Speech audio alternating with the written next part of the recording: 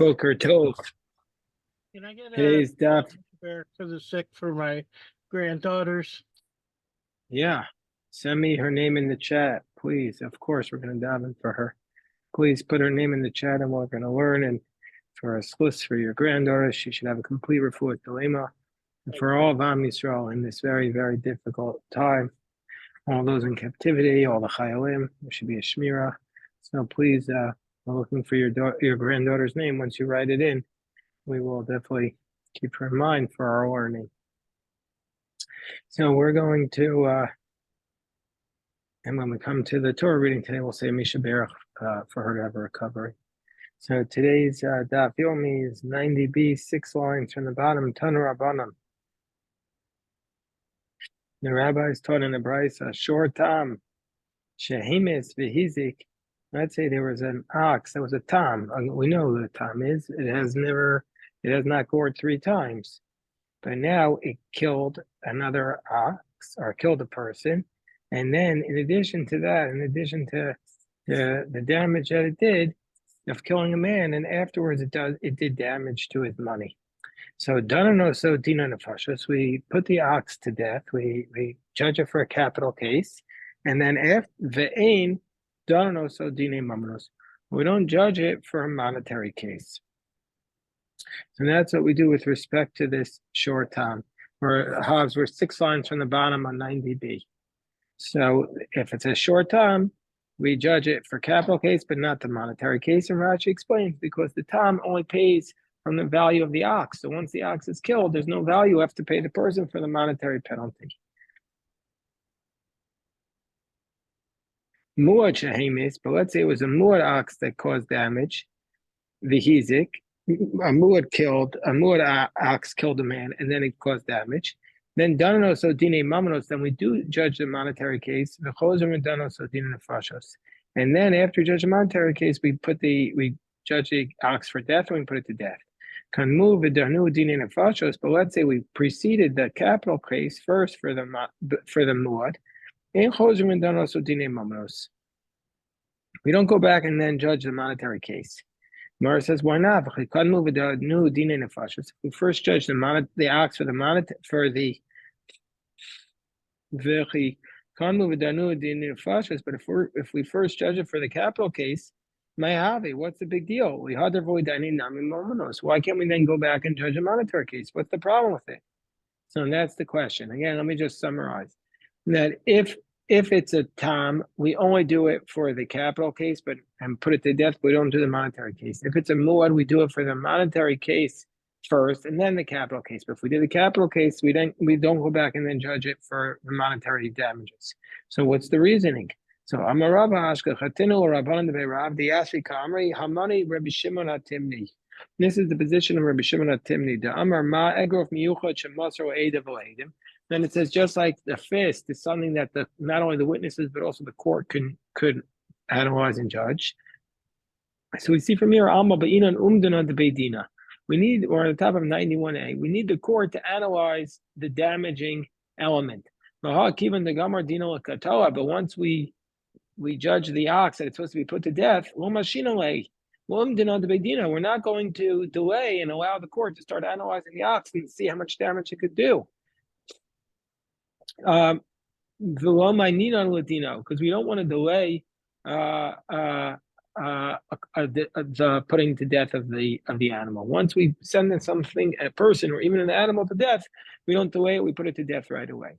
So that's what Rabbah said when he found this, the people from the Academy of Rabbis said to him. And so Rabbah said back, and I said, it doesn't have to be the position of Rabbi Shimon Atimni, who says you always have to do an umdana by a court. Not even necessarily that's the case. You could even say this is the position of Rabbi Akiva. Because here what we're talking about is Gagon Shebarach, that the owner of the ox ran away. Most say it's the owner of the ox, some say the ox. And the Gemara says, well, if you're saying that's why we can't judge the case if we do capital case and then monetary case, because the owner of the ox ran away after the ox was judged to be put to death. If that's what you're talking about, Ibarach kilo danu dine nefashos echad danino dine mamanos below edim. Well, if you're saying he ran away, even if you didn't do dine nefashos yet, how could you first do the monetary case without the owner there? It means that you can't even have judged the monetary case. The litigants have to be present in order for the judges to adjudicate the case. So the Gemara says the kibol sahadi ubarach. No, they accepted the witnesses for the monetary case, and then he ran away. And so therefore that was the situation. He accepted it for the monetary case, then he ran away. And so they received the witnesses. If it was done for the monetary case first, then he could do it. But if it was done for the capital case first, then he can't do the monetary case. So Gemara said, because he has to be present for that. Hold on one second, a tissue.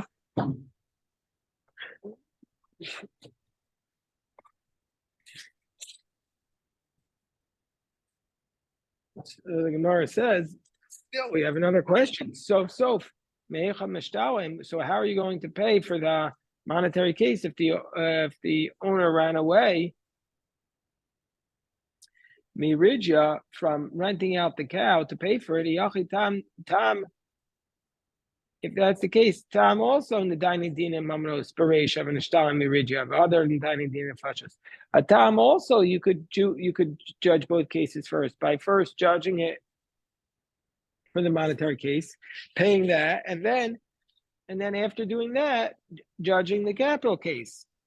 So Gemara says no. Amar Amari Breder of Dana.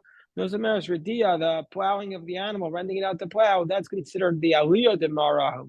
That's considered from the estate and not from the animal, and so therefore you don't pay that for the time because the time only pays from the animal, not the estate, whereas the muad pays from the estate. So now we go to the fundamental case that we were discussing. The fundamental concept is whether or not when something does damage, is the court required to evaluate the item that does the damage?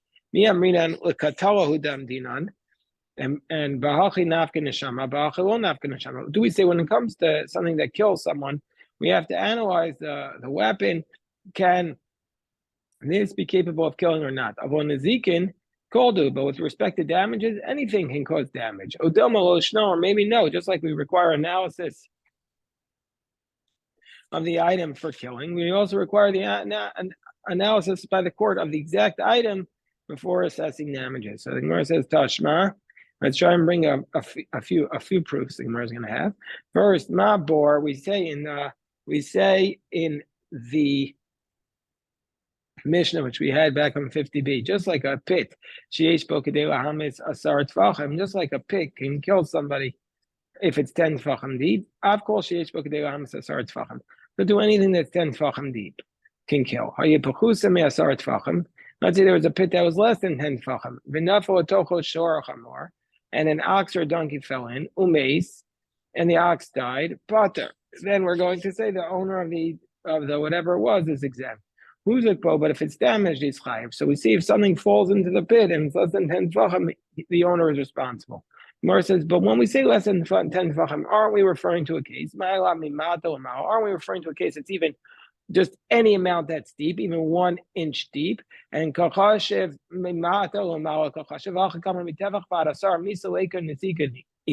that there's no death under those circumstances. There's no expectation of death, but there is expectation of damages. Amo and Izig called we see any amount can cause a damage. And and we see from here we don't have to do an analysis of the item for damages because any amount could cause the damages. And the Gemara says, no, that's not necessarily the implication of the Mishnah. It's possible we're doing maybe we're just doing any amount less than 10 tfachim can cause damages.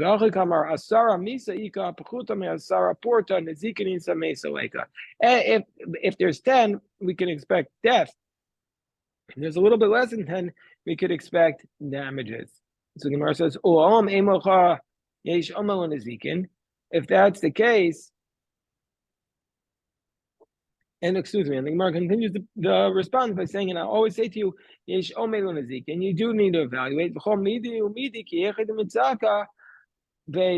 and every single thing we have to see whether or not it could cause the damage. So that mission is not necessarily a proof. Another attempt to prove from a second source. This is a brisa that we had already in Kedushin. Let's say somebody strikes him on the eye, Visimo, and he causes him to go blind. Al ozno on his ear, v'chir, should cause him to go deaf. If it would be his slave, Eved Yotzi ben Lacheres. The Canaanite slave goes free with the eye and the ear and 22 other limbs. A shein v'ayin, the tooth and an eye, and 22 other limbs. And so we see from here that the eye and the ear, these are things that the slave goes free for.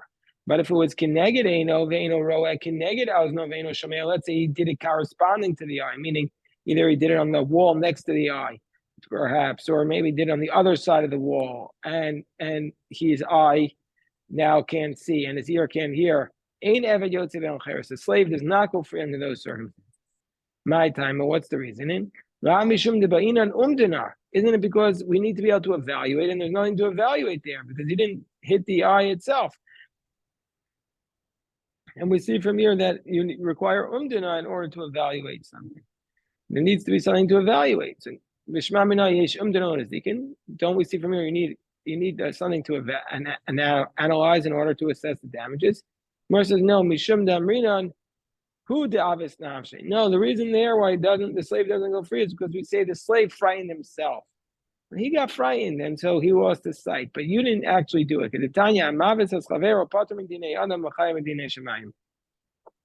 As we said, somebody who causes his friend to become afraid, he's exempt from the laws of man because you didn't actually touch him, but you're liable from the laws of heaven. What's an example? Okay, it's a taka ba'azno, v'chir sho ba'azno, v'chir sho pater. Let's say you yelled in his ear or made a loud decibel noise in his ear and he became deaf. You're exempt from the laws of man because you didn't actually touch him. But if you grabbed a hold of him and then made a sound, then you're going to be responsible. So again, no proof. Again, another attempt to prove this, this time from another brisa. We say that there are 5 things that when these things happen, the nezek tzar ripoy sheves and moshes, you evaluate it, and the person who does the damage gives the money right away. Ripoy v'sheves, when it comes to medical expenses and lost wages, you pay him now in advance for all the amount that you think he's going to be medical expenses he'll need and all the lost wages. Let's say you evaluate him that he was a certain degree of illness, but he got sicker. You only give him according to the initial analysis, and we say that's in fact he didn't recover. That's your fault.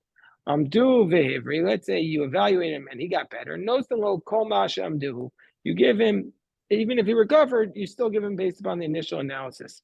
We see from here that there is this evaluation necessary. Gemara says, well, no.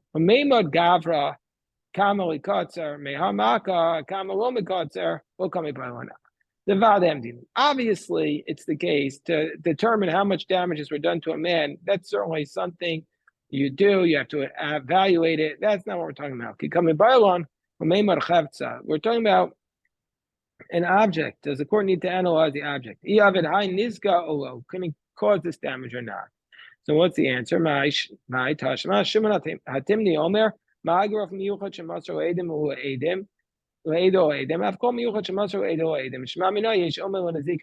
we see from here, from this price, Shimon HaTimni says you need to have the item that caused the damage to be handed over to the court to analyze. Amar Mar, I'm due of the So now we analyze this price. If they evaluated this man and they said he's going to be sick for let's say 2 weeks, so we're going to give him let's say $1,000 wages for 2 weeks. And then he got better after 1 week. No, you still give him the full $2,000.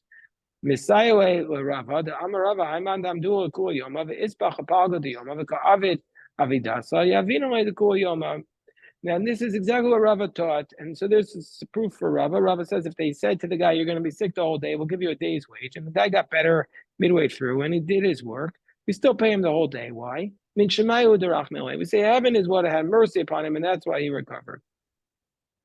But you did the damage, and you still have to pay.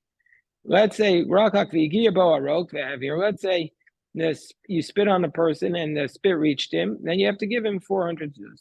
Amar Papa Shanu Elabo, when do you have to pay him for the damage of humiliation and the spit? That's if it reached him.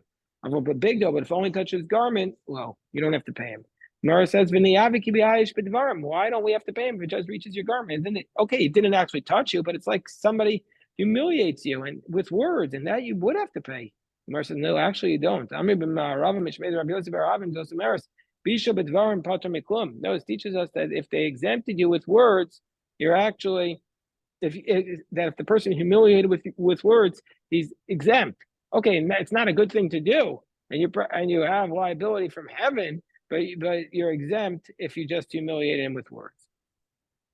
Then it said in the Mishnah that how much do you pay a kol kfikvoda? The first position is everything according to his honor. And then Rabbi Akiva responded, even the poor person of Israel, we look at him as though he's distinguished.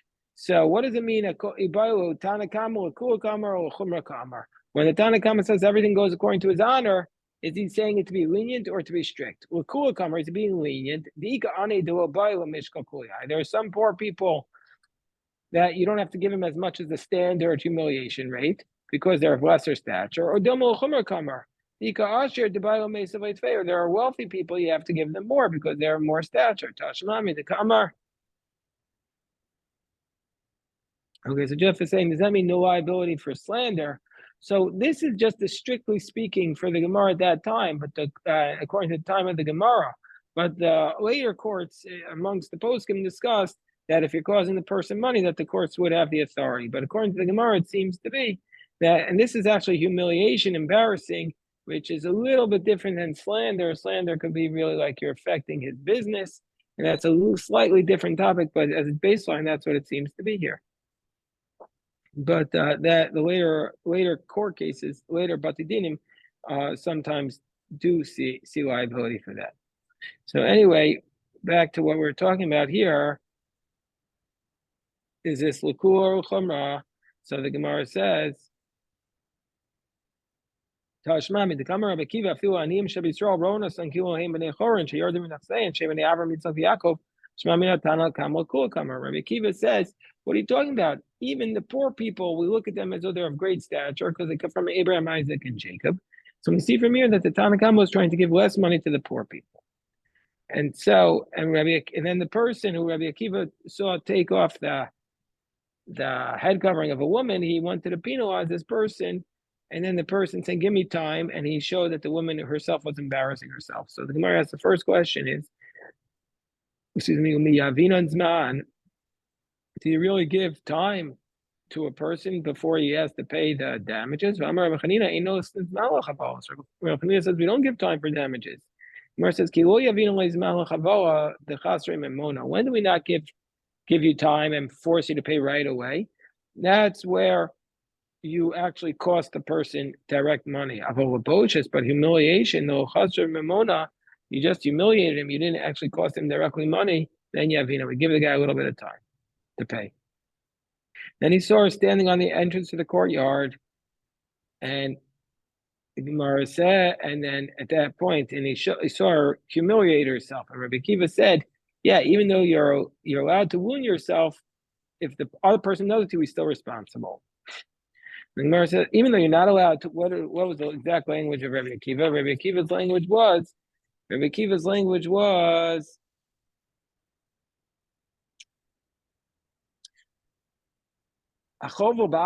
though he's not allowed, he's pater. If other people do it, they're going to be responsible. So if you wound yourself, even though you're not allowed to, you're exempt.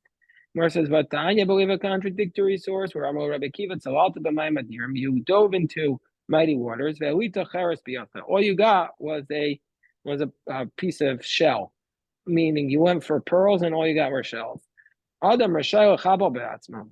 So a person is allowed to wound himself, but in our Mishnah, Rabbi Akiva said a person is not allowed to wound himself. So one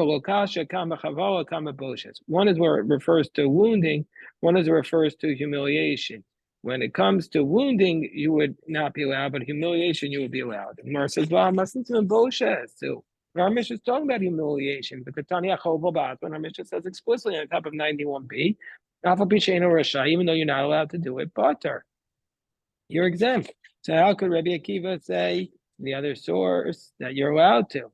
Our Mishnah says you're not allowed to, even by humiliation. Gemara says, Hachi Kamarway. Now, this is what our Rabbi Akiva was saying in our Mishnah. Only by not only by humiliation, where you're allowed to humiliate yourself. Even by wounding, we're not allowed to wound yourself. That if other people wound him, you're going to be liable. So Gemara explains. Hold on one second. Hold on.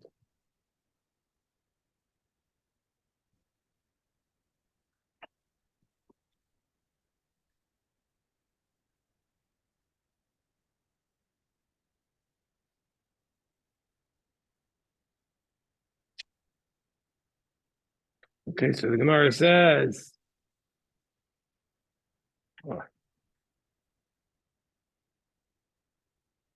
So the Gemara says, "Ve'ein adam."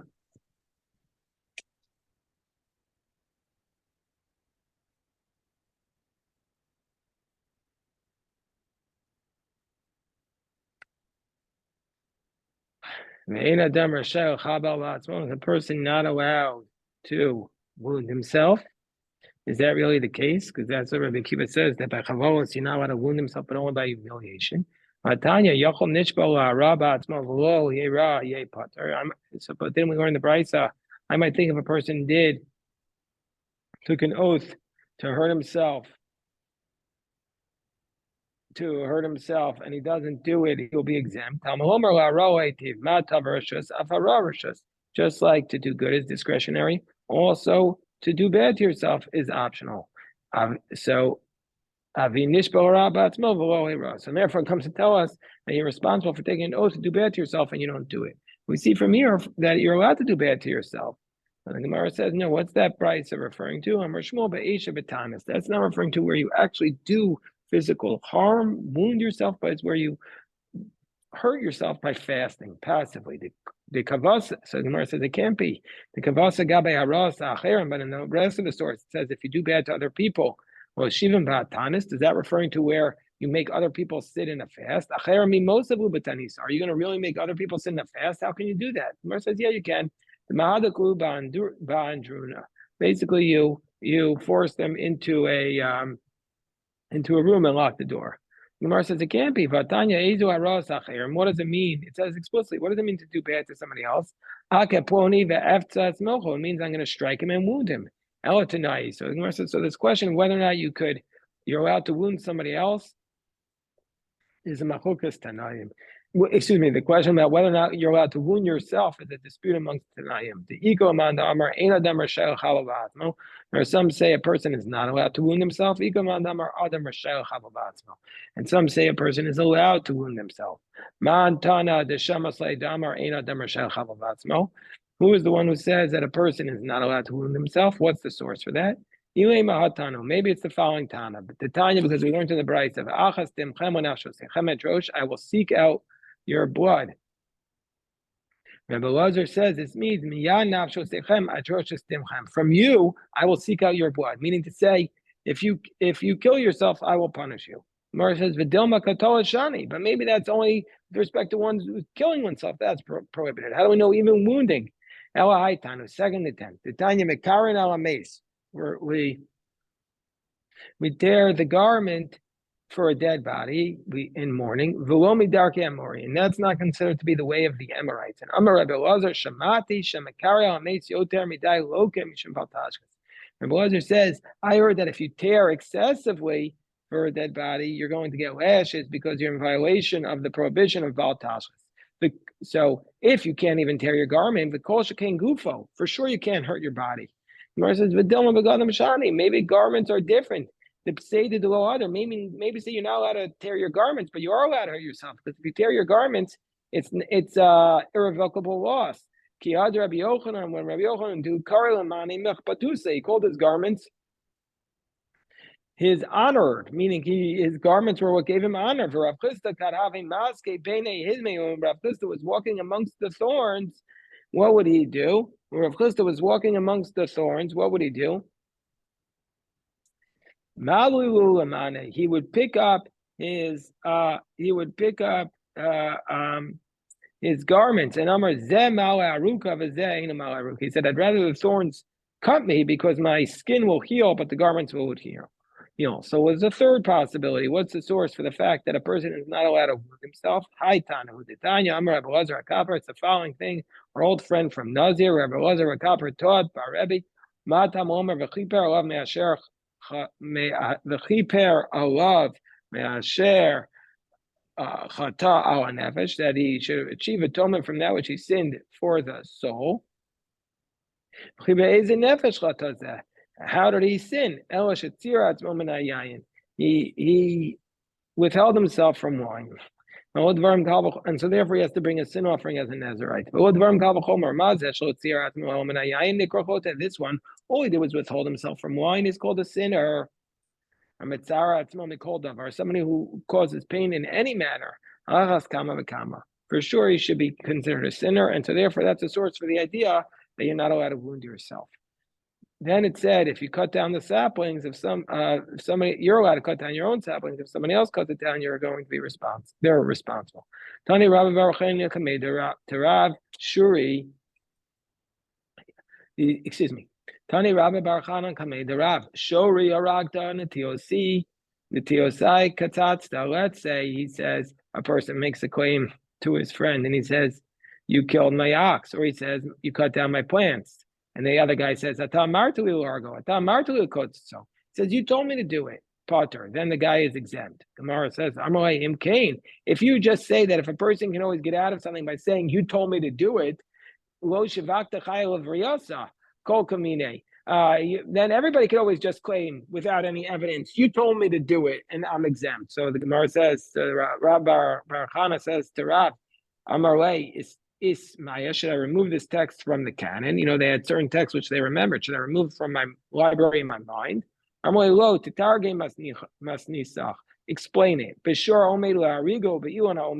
No, you were talking about, they were arguing about a case where the ox was anyways sentenced to death for killing someone, or a tree was set to be cut down because it was an idolatrous tree. So Gemara says, if that's the case, and what's his claim? This is an ox that's sentenced to death. This is a tree that was supposed to cut down. Of course it's going to be cut down. I mean, he didn't cost you any money. He goes, yes, he did. A very beautiful point coming up. He said, I wanted the mitzvah of killing that ox. I wanted the mitzvah of cutting down that tree. When you slaughter an animal, there's a mitzvah of covering the blood of the animal with earth. The one who poured it down should cover it. There was once an incident with a person who slaughtered an animal, and his friend came along and covered over the blood before the other person had time to do it. Rabbi Gamliel required him to pay 10 zehuvim. And this is a Gemara in Chulin, which we'll get to soon in the Daf Yomi in a couple of years. And that's the reward for doing a mitzvah is 10 gold coins. So if you steal the mitzvah from somebody else, you have to pay him 10 gold coins. And there was, so that's the basic idea. So this is the idea that what's the reason that the reward for mitzvah is 10 zehuvim. So the Torah Chaim writes in the name of the Or Zerua that it comes from the fact that Eliezer, the servant of Avram, gave to Rivka 2 bracelets on her hands. 10 zahav was mishkalam, and we see from here why is he giving him? Why does the Torah have to tell us 2 bracelets are equal to 10 gold coins? So it's into us that he caused her to bless Hashem, and she caused him to bless Hashem because he says Baruch Hashem Elokei Adoni Abraham, and so therefore, in reward for this blessing, he gave her 10 gold coins, and we see from here that the reward for a blessing is 10 gold coins, and so therefore, that's why Rabbi Gamliel said that. So we see if you steal somebody's bracha, God should save us from stealing someone's mitzvah or bracha, you have to pay 10 gold coins. Question is, what exactly is that today? That's a whole separate point, but now we're going to dive in to shikoyach to everybody. Any questions?